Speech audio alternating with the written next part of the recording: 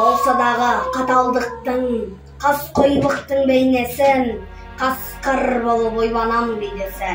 Қақпанға сирағымды шорт кесіп, жүрсем егер тағдырмен кеттесіп, олар адам ұзақ аспанға, жалғыз ғана жаузаймен беттесіп, жек көрсем де, айға қарап айтар едім сырымды, құллық менен түсірді деп құнымды, ұрлық жасап көрген жоғым тек қана, ата жолын жалғастырдым бұрынғы, адал болдым өсіме болаттай, қасқырарын қастерледім атыма кір жолатпай, қатап адам қақпан құрды олық қылды, боламай уатпай.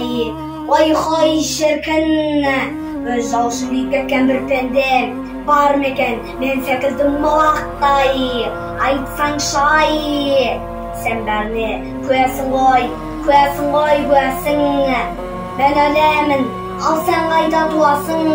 Қатап адам қақпан құра берсегер, менің бейбақ ұрпақтарын туатын, қайда ғана жұмсамақ қасқырдың қуатын.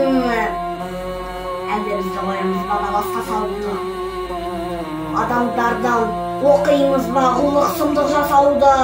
Онда менің қарзаду тістерім, қор боладау қаңғыр жайлап тіптерін, қор боладау қасқырлығын қайратым, қайда сүйіп жүрер екен айбатым.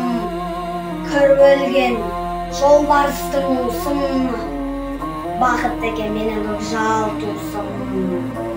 Мен бақытсыз, сен не дейсің жарғай? Әлім біттім, көрнесің тардай. Соңғы тілек қасқырларым қасқырлыққа ұнықтысын, ал адамдар қасқырлықтан ұтсын.